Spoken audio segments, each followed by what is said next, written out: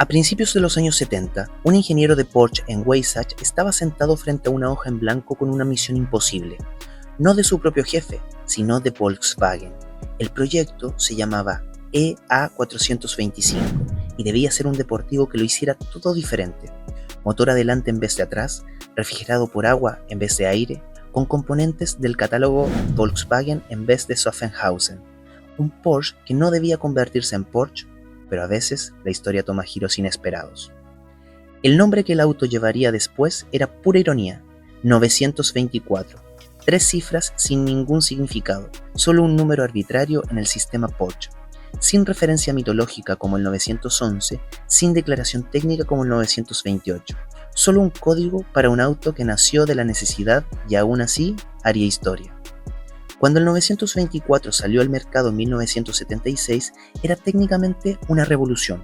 El primer Porsche con motor refrigerado por agua adelante, conectado a través de un eje cardán de 2 metros con una transmisión en el eje trasero, la llamada construcción Transaxle. Esta construcción garantizaba una distribución de peso equilibrada, de 48 es a 52 y un comportamiento de conducción más neutral de lo que jamás podría ofrecer un 911 con su motor trasero. El motor de 4 cilindros de 2.0 litros con 125 cb era el mismo que funcionaba en el Audi 100 y, créase o no, en la furgoneta Volkswagen LT, pero con inyección K-Jetronic y culata propia. Porsche transformó el motor en algo diferente. Los números hablaban claro: 9.6 segundos de 0 a 100, 204 km por hora de velocidad máxima, solo 1080 kilogramos de peso. Para 1976 eran valores respetables, pero para un Porsche, la competencia no se reía.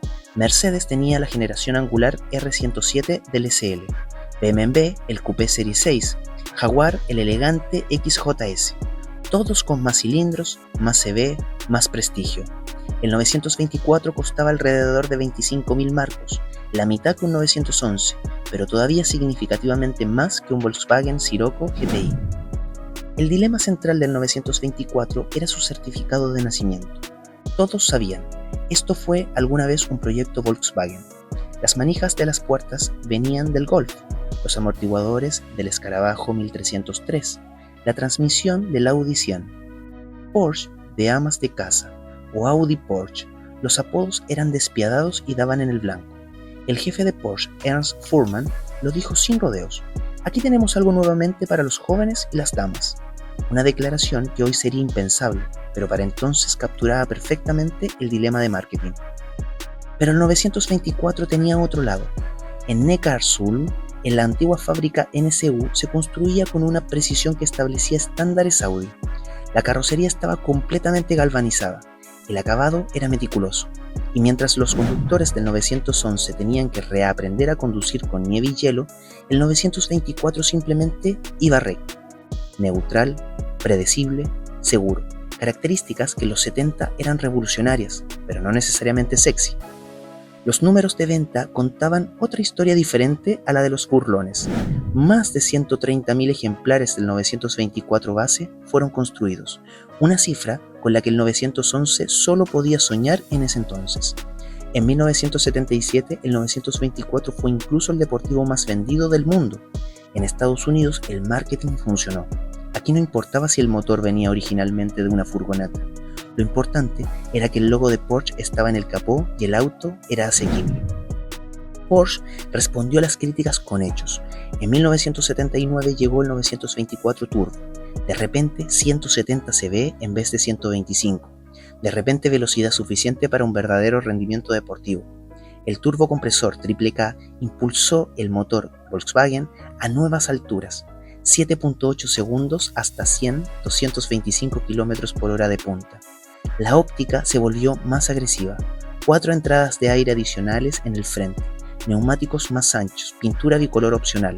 Del Porsche de amas de casa surgió un depredador.